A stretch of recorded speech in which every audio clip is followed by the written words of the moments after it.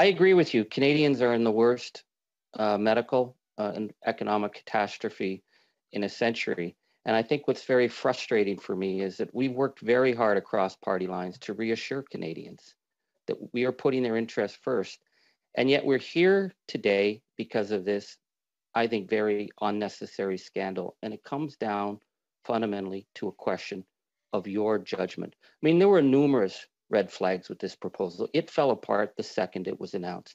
But the question that sticks with people is you've been found guilty twice of breaking the Conflict Interest Act. That you seem to have this, you give an impression anyways, that you don't believe that the laws that define what politicians can and cannot do applies to you. And so here we are with a case that was such an obvious conflict of interest because of your connection with the Kielburgers that has derailed so much good work and hurt students.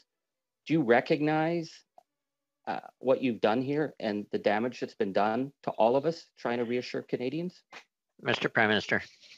First of all, Mr. Angus, through this pandemic that, as you say, has been extraordinarily difficult and impactful on Canadians, we have remained focused on them. We have delivered to over 8 million Canadians the Canada Emergency Response Benefit, a wage subsidy that has kept businesses going, commercial rent assistance, support for seniors, support for students, a $9 billion package, of which, yes, this volunteer program was a part.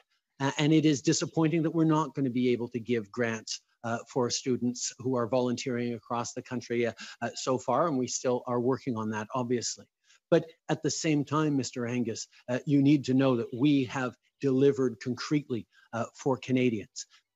We also, when I received the information that the We Charity was being chosen, recommended by Public Service to deliver the student grant program, I pushed back, perhaps because of the experience that you highlight that we have had Prime Minister, pushbacks in the past. Yeah. So I wanted to make sure that all the I's were dotted, all the T's were crossed, that the Public Service was ready to fully justify that choice of We Charity as the only organization. We're allowed to go back to Mr. Angus, Prime Minister.